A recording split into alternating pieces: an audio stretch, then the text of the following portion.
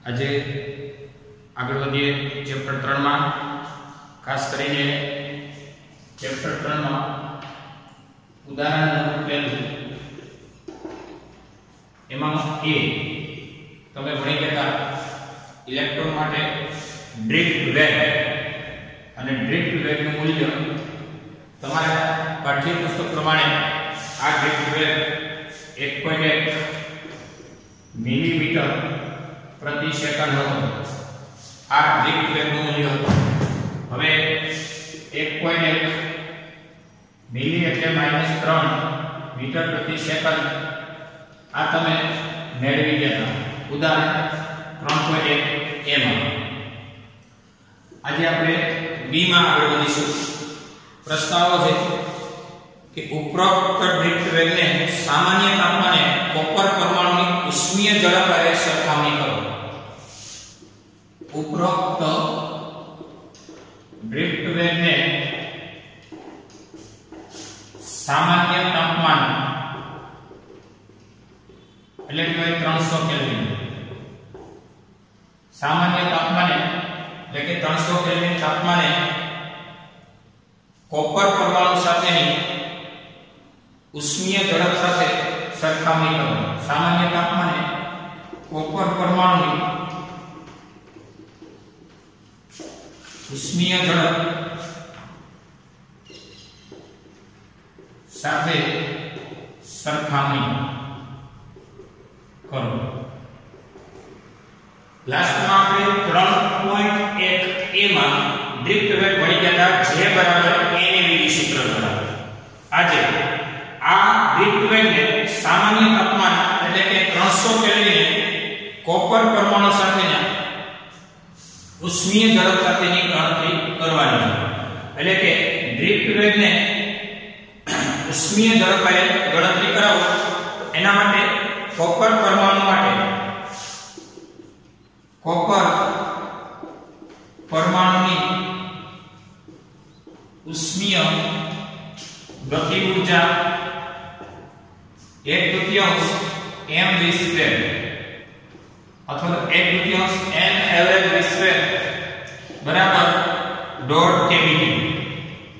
આપણે ભણ્યા છીએ કે F ગુણ્યા 1/2 kV જે વાયુના ગતિવાદમાં 1160 તો અહીંયા F એટલે ડિગ્રી ઓફ ફ્રીડમ એટલે અહીંયા લખીએ કે ઊર્જા K બરાબર F ગુણ્યા 1/2 kV સૂત્રનો ઉપયોગ। kV એટલે બોલ્ટ્ઝમેન કોન્સ્ટન્ટ, T એ તાપમાન, નિરપેક્ષ તાપમાન એટલે કે કેલ્વિન માપનનું તાપમાન એટલે કે સામાન્ય તાપમાને એની સાથેની તમારે સરખામણી કરવાની છે। તો હવે આપણી પાસે 3 ગુણ્યા half kV degrees of freedom 3 એટલે 3/2 kV। તો હવે બંને બાજુ 2 કેન્સલ થશે v² બરાબર 3 kVt / m v² બરાબર 3 kVt / m। હવે વાત રહી m મેળવવાની એટલે આપણે ફાઇનલી આમ પણ કહીએ કે v બરાબર √3 kVt / m કહી શકીએ। આ તમારું સમીકરણ નંબર 1 છે। m એ કોપર પરમાણુનું દળ છે। તો કોપર પરમાણુનું દળ કેવી કાઢવું તો કે કોપર પરમાણુના દળની ગણતરી અને એ ગણતરી માટે તમારે ડેટામાં જો એનો પરમાણુ દળ છે 63.5 કોપર પરમાણુ દળાંક કોપર નો પરમાણુ દળાંક તમને આપેલો છે 63.5 યુનિટ એટલે કે 63.5 યુનિટ એટલે કે એકમ ગ્રામ પ્રતિ મોલ।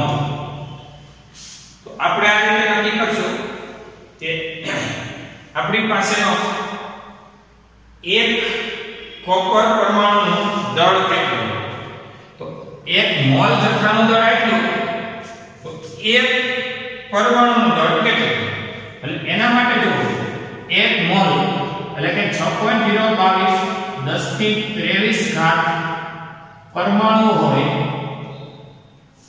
ત્યારે દળ 63.5 ગ્રામ.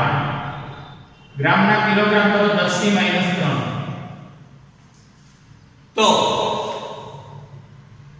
તો આપણી પાસે એક પરમાણુનું દળ જેને કહેવાય સ્મોલ m, એક પરમાણુનું દળ એક કેટલું એ સ્મોલ m તમને મળી જશે 6.022 10⁻23 છેદમાં આવશે અંશમાં 63.5 10⁻³ થશે. હવે આને નંબર આપી દઈએ. હવે આપણે કહી શકીએ કે આપણે જે કોપર પરમાણુની ઉષ્મીય ગતિ ઊર્જા કેટલી, એટલે કે હવે સમીકરણ 1 પરથી V બરાબર √3 kb એટલે બોલ્ટ્ઝમેન અચળાંક 1.38 10⁻23 થાય. આ છે બોલ્ટ્ઝમેન અચળાંક.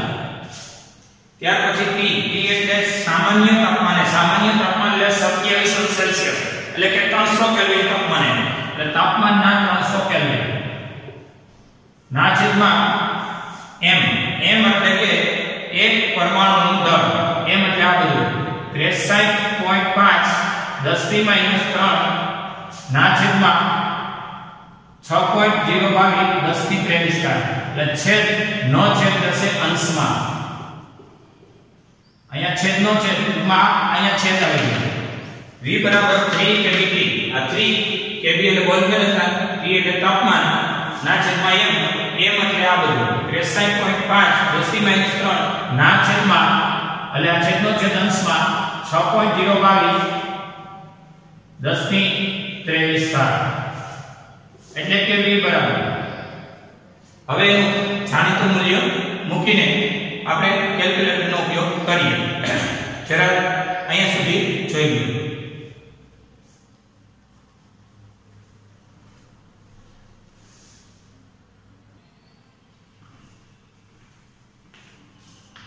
ચાલો જરા ગણતરી કરીએ. આ બે -23 +23 ઘાત કેન્સલ. હવે V બરાબર અહીંયા 3 ગુણ્યા 1.38 ગુણ્યા 300 ગુણ્યા 6.022 ના છેદમાં 63.5 એટલે થશે 117.78 ગુણ્યા 10⁻³ ફાઇનલી V બરાબર એક આંકડા પછી પોઈન્ટ કાપો એટલે અહીંયા 2 ની ઘાત થાય 11.778 10⁻⁴ થાય. તો હવે 11.778 નું વર્ગમૂળ એક આંકડા પછી પોઈન્ટ કાપો ફરીથી એકવાર 3 ગુણ્યા 1.38 ગુણ્યા 300 ગુણ્યા 6.022 ના છેદમાં 63.5 એટલે થશે 117.78. એની સામે -23 +23 કેન્સલ -3 ઉપર જતા +3. હવે એક આંકડા પછી પોઈન્ટ કાપો એટલે એક ઘાતનો વધારો 11.778 અને 11.778 નું તમે વર્ગમૂળ કાઢશો એટલે થાય 3.43. એની સામે 10⁻2 થાય. આટલા મીટર પ્રતિ સેકન્ડનો વેગ મળશે. આને આપણે નંબર આપી દઈશું 3. હવે તમારા પાઠ્યપુસ્તકમાં રકમ પ્રમાણે જોઈ શકશો કે આ દીપ્ત વેગને સામાન્ય તાપમાને કોપર પરમાણુની ઝડપ સાથેની સરખામણી કરો તો હવે સમીકરણ 1/3 લેતા એટલે કે દીપ્ત વેગના છેદમાં સામાન્ય તાપમાને કોપર પરમાણુ માટે કોપર પરમાણુની ઉષ્મીય ઝડપ. તો હવે આને આની સરખામણી કરો 1.1 10⁻³ એની સામે 3.43 10⁻². એટલે હવે 1.1 ના છેદમાં 3.43 એટલે 0.32 અને આ 2 ઉપર જાય એટલે માઈનસ છે એટલે ફાઇનલી આવું કહી શકાય VD/V આ 10 ની -5 એપ્રોક્સિમેટ 10 ની -5 ઘાત જેવું છે એટલે કે આને નંબર આપી દો 4 એટલે કે સમીકરણ 4 પરથી VD બરાબર 10 ની -5 એટલે કે આ ડ્રિફ્ટ વેગ નું મૂલ્ય સામાન્ય તાપમાને કોપર પરમાણુની ઉષ્મીય ઝડપ કરતા 10 ની -5 ઘાત ગણું છે આ એની ગણતરી થઈ આ ડિફરન્ટ મૂલ્ય સામાન્ય તાપમાને કોપર પરમાણુની ઉષ્મીય ઝડપ કરતા 10 ની -5 ઘાત ગણું છે 10 ની -5 ઘાત ગણું છે એટલે કે નાનું છે એટલે આ ઉદાહરણ પહેલાનું એ તમે ભણી ગયા હતા z બરાબર m એના પરથી બી ઉપરોક્ત ડ્રિફ્ટ વેગને સામાન્ય તાપમાને કોપર પરમાણુ ઉષ્મીય ઝડપે ગણતરી કરો એના માટે કોપર પરમાણુની ઉષ્મીય ગતિ ઊર્જા એટલે કે 1/2 m એવરેજ v2 એટલે ડોટ કેવીટી અને કેવી રીતે આવ્યું તો કે આપણું જે વાયુના ગતિવાદનું સૂત્ર હતું એમાં ગતિ ઊર્જાનું સૂત્ર હતું F * હાફ કેવીટી તો F એટલે ડિગ્રી ઓફ ફ્રીડમ 3/2 કેવીટી એટલે અહીંયા બે કેન્સલ ડોટ આવી ગયું છેદમાં એટલે v બરાબર √ માં અહીંયા સુધી તમને સમજાશે ત્યારબાદ કોપર પરમાણુના એક દળની ગણતરી કરવી તો શું કરવાનું તો કે કોપર પરમાણુનો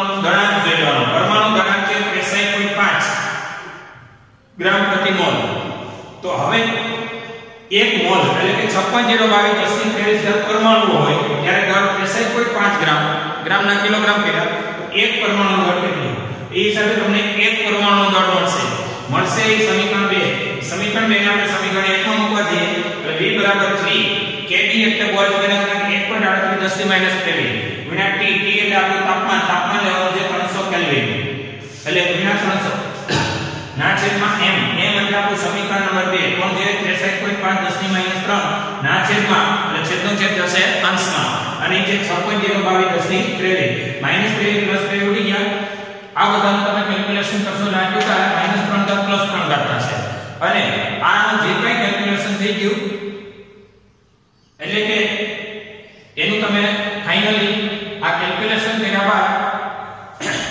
ની જે કંઈ ગણતરી છે એનું સીધું વર્ગમૂળ જ કાઢવાનું પણ અહીંયા બેકી ઘાત સેટ કરવાની છે તો બેકી ઘાત સેટ કરવા માટે એક આટલા બાજુ પોઈન્ટ આપો તો અહીંયા થશે અને આમ કાપી નાખો એટલે અહીંયા થઈ 4 ઘાત 4 નું વર્ગમૂળ 2 ઘાત આનું વર્ગમૂળ હવે સમીકરણ 1 અને સમીકરણ 3 નો તમે લઈ લો ગુણોત્તર એટલે સરખામણી માટે ગુણોત્તર લેવો પડે તો ડ્રિફ્ટ વેગ અંશમાં આવી ગયો અને ના છેદમાં કોપર પરમાણુની આજે કઈ તાપમાને ઝડપ છે એ છેદમાં એટલે આ બેનો ગુણોત્તર લગભગ 10 ની -5 ઘાત જેટલો કે જે ને આપણે અહીંયા લખીએ VD બરાબર 10 ની -5 એટલે કે આ ડ્રિફ્ટ વેગનું મૂલ્ય સામાન્ય તાપમાને કોપર પરમાણુની ઉષ્મીય ઝડપ કરતા 10 ની -5 ઘાત ગણું છે ઉષ્મીય ઝડપ કરતા લગભગ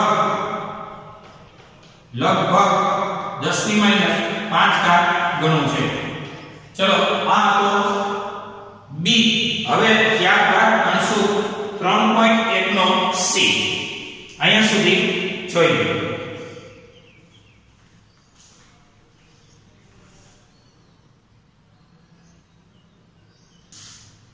3.1 B માં બીજો પ્રશ્ન જરા રકમ જોઈ લો તમને એમ કે જે શરૂઆતમાં ડ્રિફ્ટ ગતિ માટે જવાબદાર છે એવા વિદ્યુત ક્ષેત્રની પ્રસરણ ઝડપ સાથે સરખામણી કરો તો શરૂઆતમાં વિદ્યુત ક્ષેત્ર ની પ્રસરણ ઝડપ સામાન્ય રીતે 3 × 10⁸ મીટર પ્રતિ સેકન્ડની હોય છે આ ડ્રિફ્ટ ની આ ઝડપ વડે સરખામણી કરવાની છે તો હવે તમારે સુવાહકમાં આ સરખામણી કરવાની છે. શરૂઆતમાં વિદ્યુત ક્ષેત્રની પ્રસરણ ઝડપ સામાન્ય રીતે પ્રકાશની ઝડપ જેટલી હોય છે 3/10 જેટલી. આ મૂલ્ય યાદ રાખજો. સુવાહક એટલે ધાતુમાં વિદ્યુત ક્ષેત્ર કેટલી ઝડપે પ્રસરે છે તો કે 3/10 મીટર પ્રતિ સેકન્ડ. આ ગણતરી તમે યાદ રાખજો. 3/10 મીટર પ્રતિ સેકન્ડ નું મૂલ્ય યાદ રાખજો. ગણતરી 3/10 મીટર પ્રતિ સેકન્ડ નું મૂલ્ય યાદ રાખજો. હવે એની આને સરખામણી કરવાની છે. તો હવે આ ડ્રિફ્ટ ઝડપ ની સુવાહકમાં વિદ્યુત ક્ષેત્રની પ્રસરણ ઝડપ સાથે સરખામણી. અહીં સમીકરણ તમારું 1 અને 2 જે આપેલ છે એનો ગુણોત્તર લેતા, કારણ કે ડ્રિફ્ટ વેગ તો તમે એમાં જ ભણી જાવ. એની આ ઝડપ સાથે સરખામણી કરો. આ ઝડપને આપણે નામ આપી દઈએ v'. આ છે 1.10 - 3 અને આ છે 3/10 તો આ થાય લગભગ 10 ઉપર જાય -11. તો vd/v 10 - 11 થાય. vd near equal 10 - 11 v'. એટલે કે ડ્રિફ્ટ ઝડપ v' એટલે કોણ તો કે વિદ્યુત ક્ષેત્રની ઝડપ. ડ્રિફ્ટ ઝડપ નું મૂલ્ય સુવાહકમાં વિદ્યુત ક્ષેત્રની ઝડપ કરતા ડ્રિફ્ટ ઝડપનું મૂલ્ય વિદ્યુત ક્ષેત્રની ઝડપ કરતા 10 - 11 ગણું છે. એટલે કે નાનું છે. ડ્રિફ્ટ ઝડપ ખૂબ નાની છે. 10 - 11 મૂલ્ય એ તમારો ટેક્સ્ટબુકનો આન્સર છે. જરા ફરીથી એકવાર આ તમને આપેલું છે. આ યાદ રાખો કે સુવાહકમાં વિદ્યુત ક્ષેત્રની ઝડપ 3 × 10 ની 8 મીટર પ્રતિ સેકન્ડ હોય છે. એટલે કે પ્રકાશની ઝડપ જેટલી હોય છે. જે વૈજ્ઞાનિકોએ એના સૂત્રાત્મક વિધિ દ્વારા સાબિત કરેલું છે. અત્યારે આપણે આ મૂલ્ય યાદ રાખીશું. 1 અને 2 ને ગુણોત્તરમાં લેતા vd/v' એટલે કે આના છેદમાં લેતા 8 ને 3 11 - 11 કરતા vd = 10 - 11 v'. એટલે કે ડ્રિફ્ટ ઝડપનું મૂલ્ય સુવાહકમાં વિદ્યુત ક્ષેત્રની મૂલ્ય કરતા એટલે કે વિદ્યુત ક્ષેત્રની ઝડપ કરતા આ ઝડપનું મૂલ્ય 10 - 11 ગણું છે. આ તમારી ગણતરી જોઈ લો.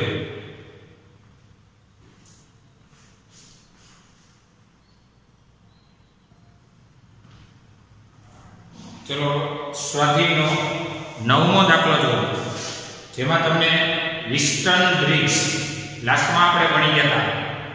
અને એ વિસ્ટન બ્રિજ દ્વારા દરેક શાખામાં વહેતો પ્રવાહ એ શોધવાનો છે. આ વિસ્ટન બ્રિજ સંતુલન છે કે નહીં એ પહેલા આપણે ચેક કરીએ. ન હોય તો કિર્ચોફનો બીજા નિયમ મુજબ આગળ વધી જશે. અહીંયા છે સ્વાધ્યાયનો 9મો દાખલો. તમને આકૃતિ આપેલી છે.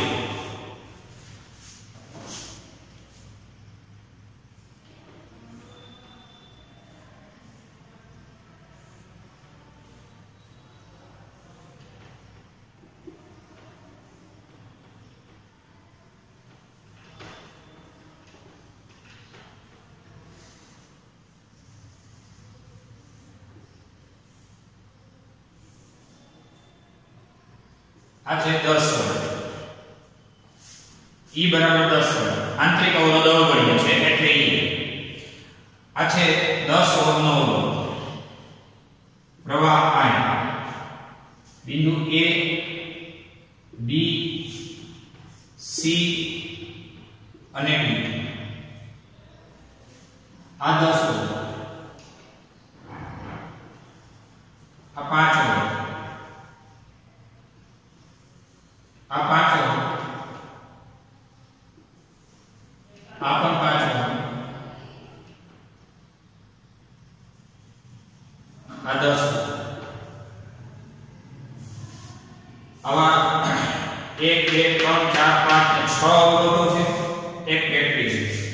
આવો પરિપથ આપેલો છે. આ પ્રવાહની વિભાજન. ત્યાર પછી આ આકૃતિ તમને આપેલી છે.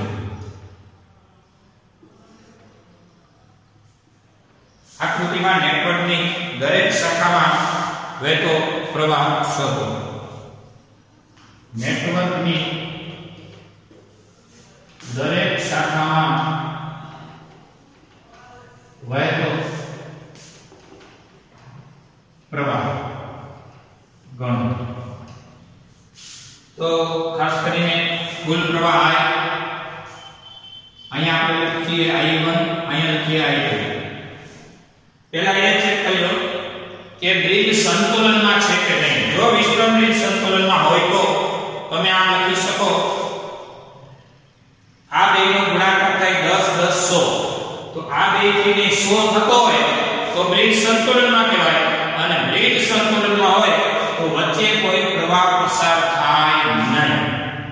પણ અહીં વિસ્ટર્ન બ્રિજ સંતુલનમાં નથી, કારણ કે 10 10 100 થાય છે, જ્યારે 5 ગુણ્યા 5 25 થાય છે. સમાન થતા નથી, બ્રિજ સંતુલનમાં નથી, એટલે વચ્ચેથી પ્રવાહ પસાર થાય છે. એટલે અહીં નેટવર્કની દરેક શાખામાં વહેતો પ્રવાહની ગણતરીમાં I1, અહીંયા આપણે લખીએ I2, તો અહીંયા લખી શકીએ I3. તો I1 માંથી I3 ગયો તો આને કહી શકીએ I1 I3, અથવા અહીંયા I3 લખો તો અહીંયા કહી શકીએ I1 I3. જેમ લખો એ I1 માંથી I3 અહીંયા ગયો તો I1 I3 અહીંયા. હવે આ બે ભેગા થયા 2 ને 3, એટલે અહીંયા 2 + 3. એ 2 + 3 ઉપરથી 1 - 3, અહીંથી 2 + 3 ગયો, અને અહીંથી 1 - 3 આવ્યો. આ બે કેન્સલ થયું, એટલે 1 + 2 વધ્યો, અને 1 + 2 એટલે કે આપણો I થઈ ગયો, જે વીજભાર સંરક્ષણ મુજબ યોગ્ય છે. એકવાર ફરીથી કુલ પ્રવાહ બે શાખાઓ I1 I2, I1 માંથી એક I3 આમાં ગયો, આમાં ન મોકલ્યો તો I3 આમાં મોકલી શકો. બધાને ખબર પડે છે કે I3 એકમાં જાય એટલે બધાને કહેવાય I1 - I3, અને આ I3 અને I2 થઈ અને થઈ ગયો I2 + I3, અને 2 + 3 ઉપરથી 1 - 3 + 3 - 3 કેન્સલ થયું, હોય તો 1 + 2, અને 1 + 2 એટલે કુલ પ્રવાહ I. હવે તમારી પાસે એક અહીંયા બળ ગાળો છે, બીજો અહીંયા બળ ગાળો છે, અને ત્રીજો અહીંયા આખો પરિપથનો નેટવર્કનો બળ ગાળો છે, અને ચોથો અહીંથી સમગ્ર નેટવર્કને પણ બળ ગાળામાં કવર કરી શકશો. તો પછી પહેલો A B D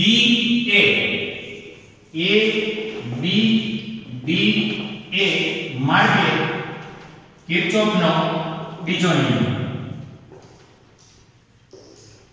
સૌ પહેલા કિર્ચોફનો બીજો નિયમ જરા યાદ કરી લો. કિર્ચોફનો બીજો નિયમ એટલે કોઈ લૂપ એટલે કે બંધ ગાળામાં વિદ્યુત સ્થિતિમાનનો બેઝિક સરવાળો એ શૂન્ય થશે. તો એમાં A પાસેથી શરૂ કરવું એટલે નાના વોલ્ટેજ જોઈએ, ત્યાર પછી પ્રવાહની દિશામાં જાઓ એટલે માઈનસ. આપણે ભણી ગયા કે પ્રવાહ સામો મળે તો પ્લસ, પ્રવાહની દિશામાં એટલે માઈનસ.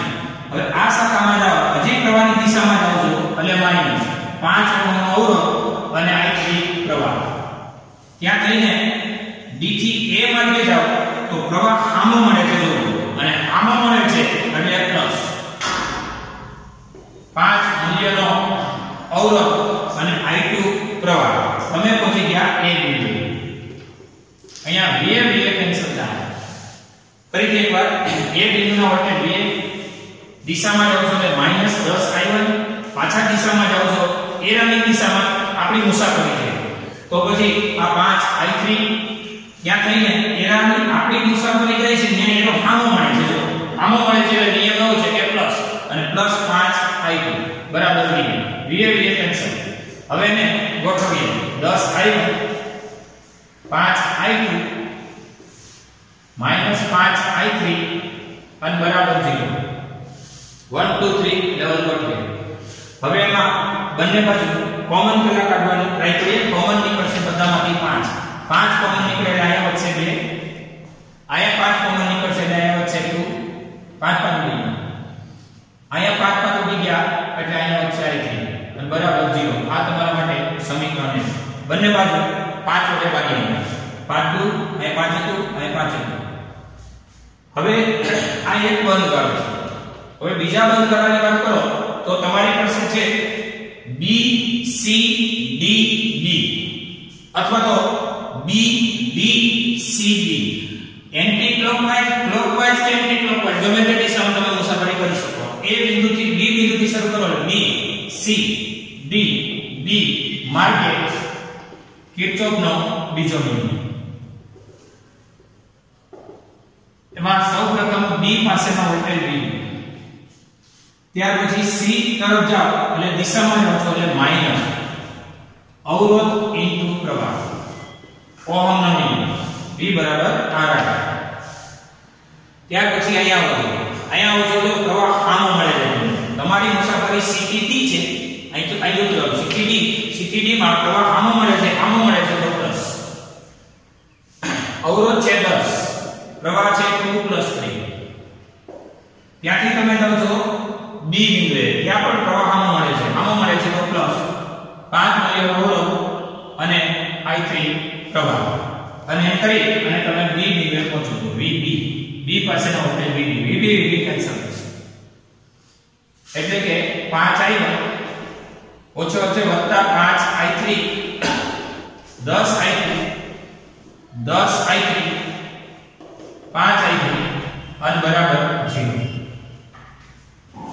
તો હવે 1 વાળા પકડો તો એકલો 1 વાળો છે 2 વાળામાં એક જ સ્ટેપ છે 3 વાળામાં 3 છે 5 ને 10 15 15 ને 5 20 10 ને 5 15 ને 5 20 i3 અને બરાબર 0। બંને બાજુ 5 વડે ભાગી નાખો અથવા 5 કોમન કાઢી લો જે બી હોય 5 વડે ભાગો એટલે 5 કેન્સલ થાય આને 5 વડે ભાગો એટલે 2 વધશે આને 5 વડે ભાગો એટલે 5 ચોકડી 4 વધશે બરાબર 0। સમીકરણ નંબર 2 આ તમારા માટે આ સર્ક્યુલર છે। હજી તમારે બેટરી ઇન્વોલ્વ કરવી હોય તો બીજો એક રસ્તો બતાવો કે અહીંથી સમગ્ર પરિપથ લઈએ એટલે કે A B C બેટરી ત્યાર પછી A માર્ગે કિર્ચોફ બીજો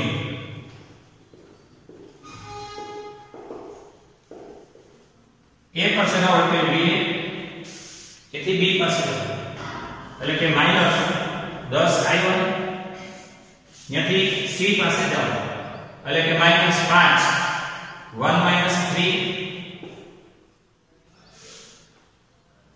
ત્યાંથી બેટરીમાં જાઓ બેટરી તમને આપશે પ્લસ 10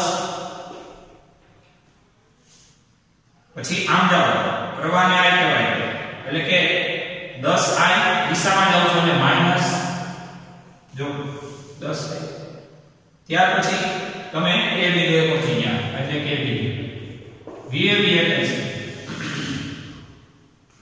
હવે 10i1 5i1 ઓછે વત્તા 5i3 વત્તા 10 માઈનસ 10i બરાબર 0। તો હવે 1 વાળા પકડો આ બે 1 વાળા છે એક મિનિટ 10i1 5i1 5i3 વત્તા 10 માઈનસ 10 i નું મૂલ્ય કેટલું તો કેપિટલ I એટલે કોણ છે જોઈ લો i1 વત્તા i2 છે I એટલે i1 વત્તા i2 છે I ની જગ્યાએ i1 વત્તા i2 અને બરાબર 0। આ સમીકરણને આગળ લખીએ એટલે કે 10i1 5i1 5i3 i3 વત્તા 10 માઈનસ 10i1 ઓછે વત્તે ઓછા એટલે કે માઈનસ 10i2 બરાબર 0. હવે 1 વાળા પકડો 1 2 અને 3 સ્ટેપ છે. 10 ને 5 15 15 ને 10 25 i1. 2 વાળામાં એટલો સ્ટેપ છે 10 i2. 3 વાળામાં એટલો છે 5 i3 અને વત્તા 10 બરાબર 0. બંને બાજુ 5 વડે ભાગી નાખો અથવા 5 કોમન કાઢો. આજુબાજુ 25 5 i1 5 વડે ભાગો 5 2 10 5 વડે ભાગો એટલે 5 કેન્સલ i3 અને 5 વડે ભાગો એટલે 2 બરાબર 0. આપણે સમીકરણ નંબર 3 આપશું. તમારે દરેક શાખામાં વહેતો પ્રવાહ શોધવો છે. ટૂંકમાં કહો ને તમારે i1 શોધવી છે, i2 શોધવી છે અને i3 શોધવી છે. i1 i2 i3 મળી જાય એટલે આ એક શાખા, બે શાખા અને ત્રણ શાખા પૂરી થઈ. પછી 2 3 નો સરવાળો કરો એટલે આ શાખા પૂરી થઈ અને 1 - 3 કરો એટલે આ શાખા પૂરી થઈ. બધી શાખાઓ મળી જાય છે. 1 2 3 મળવા જોઈએ. તો આપણે ગમે તે રીતે આનો ઉકેલ મેળવવાની ટ્રાય કરીએ. જેમ કે સમીકરણ 1 અને 2 ઉકેલ નાખીએ. 1 અને 2 ઉકેલ 1 અને 2 ઉકેલો તો તમે જે જોઈ શકો છો એકાદાનો લોપ કાયમ છે અને જે આવ જાણીતું મૂલ્ય થાય આને 2 વડે ગુણના આને 2 વડે ગુણના તો આ i1 વત્તા i2 માઈનસ i3 બરાબર 0. હાલો આને 2 વડે ગુણો. 2i1 2 વડે ગુણો 2 4i2 2 વડે ગુણો 4 2 8i3 બરાબર 0. નિકાલ કરો. આ થયું 0. આનો લખો 1i3 માંથી 4i2 જાય 3i3 માઈનસ 1 અને 8 ને 9i3 બરાબર 0. તમારા કેસમાં આને નંબર 4 કહી. આગળ નહીં વધે. હવે આમાં 2 અને 3 વિચાર કરી હશે તો 1 અને 2 ને ઉકેલતા હોય. હવે આપણે 1 અને 3 ને ઉકેલીએ. હવે 1 અને 3 ને ઉકેલતા અને એમાં જોઈ લેવાનું 2 અને 3 સિવાયનો લોપ થવો જોઈએ એટલે કે પહેલાનો લોપ થવો જોઈએ. તો 1 અને ઓલો 3 છે તો આને આપણે 5 વડે ગુણ નાખીએ. 5 વડે ગુણ નાખીએ તો 5 2 10 i1 5i2 માઈનસ 5i3 બરાબર 0. બધા 5 વડે એટલા માટે ગુણ્યા 5 2 10 થઈ જાય. 5 2 10 થઈ જાય એની આમે ઓલાને પણ 2 વડે ગુણ નાખીએ. 2 5 10 આને 2 વડે ગુણ 2 5 10 i1 2 5 10 i1 2 2 4 i2 2i3 2 2 4 અને બરાબર 0. આયા કાઈ નથી બરાબર 0. રેડી 2 2 4. હવે નિશાનીઓ બદલાવવી ફરજિયાત છે. આને કેન્સલ કરવા લોપ કરવા. પ્લસ હોય માઈનસ હોય પ્લસ. એટલે કે આ થયું છે 5i2 4i2 9i2 5i3 2i3 5 ને 2 7i3 અને આ છે -4 બરાબર 0. નંબર એનો 5. હવે તમારી પાસે 4 અને 5 ઉકેલવાની શક્યતા વધી ગઈ. એટલે હવે 4 અને 5 ઉકેલતા. આ દાખલો તમને 4 માર્કમાં પૂછી શકાય એવો છે. વિસ્તૃત ગણતરી છે. શોર્ટકટમાં તમે 1 અને 2 લ્યો કે 1 અને 4 લ્યો, એ તમારી રીતે સોલ્યુશન સાદુરૂપ આપી દો. હવે 4 અને 5 ઉકેલો તો આને 3 વડે ગુણવું પડે. જો આને 3 વડે ગુણો એટલે આને 3 વડે ગુણો 3 તેરી 9 i3 સોરી 9 i2 9 તેરી 27 i3 બરાબર 0. આ ગયો 9 આ ગયો હાથ આ બધું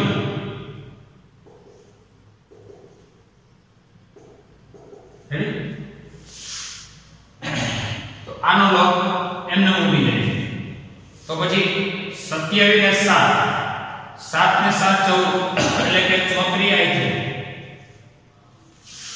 34 i3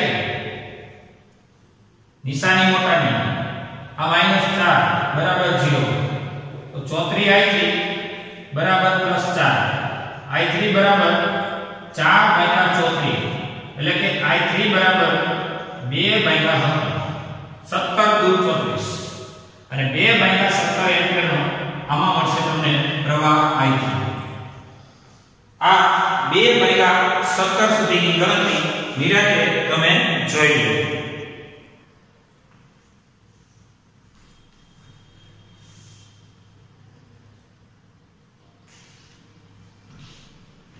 ચાલો હવે આ 3 ને 4 માં અથવા 5 માં મૂકીએ. હવે સમીકરણ 3 ને એટલે કે i3 નંબર આપી દઈએ 6. આ સમીકરણ નંબર 6 ને આપણે મૂકી દઈએ 4 માં. તેથી 3i2 -9 i3 i3 એટલે -2/17 બરાબર 0. 3i2 -9 i3 i3 ની જગ્યાએ -2/17 મૂકીએ છીએ. આથી 3i2 ઓછે ઓછે વત્તા 9 દુ 18/17 બરાબર 0 એટલે કે 3i2 આ બધું આવશે તો -18/17 થશે. 2 માઈનસ થશે. i2 બરાબર 18/3 × 17 3 6 18 એટલે i2 બરાબર થશે 6/17 એમ્પિયર. આ પણ એક જાણીતું મૂલ્ય છે. નંબર આપણે 7. હવે 6 અને 7 ને એકમાં મૂકી દઈએ. 6 અને 7 ને એકમાં મૂકો એટલે 2i1 વત્તા i2 i2 એટલે 6/17 ઓછા i3 i3 એટલે -2/17 અને બરાબર 0. આ થશે 2i1 6/17 ઓછે ઓછે વત્તા 2/17 બરાબર 0. 2i1 બરાબર 6/17 અને 2/17 લેવલ જતા માઈનસ 2i1 બરાબર 17 લસા 6 ને 2 8 2 કેન્સલ માઈનસ અને i1 બરાબર 2 ચોક 8 એટલે કે 4/17 એમ્પિયર. આ તમારો જવાબ છે. તમારો પ્રશ્ન એ છે કે દરેક શાખામાં વહેતો પ્રવાહ ગણો. તો આપણી જે આકૃતિ પ્રમાણે ફાઇનલી કુલ પ્રવાહની ગણતરી કરું તો કુલ પ્રવાહ I બરાબર કહેવાય I1 + I2. આપણી જે બેટરી દ્વારા પૂરો પડાતો કુલ પ્રવાહ I બરાબર I1 + I2. I1 એટલે 4/17 અને I2 એટલે 6/17 બધુંય થતા 10/17. આ કુલ પ્રવાહની ગણતરી. 4 જવાબ મેં મેળવી દીધા છે. I3 મેળવી લીધો છે, I2 મેળવી લીધો છે, I1 મેળવી લીધો છે અને કુલ પ્રવાહ I બરાબર I1 + I2 મેળવી લીધો. હવે તમારે છેલ્લા આન્સરમાં લખવાનું કે આકૃતિ પરથી AB શાખામાં વહેતો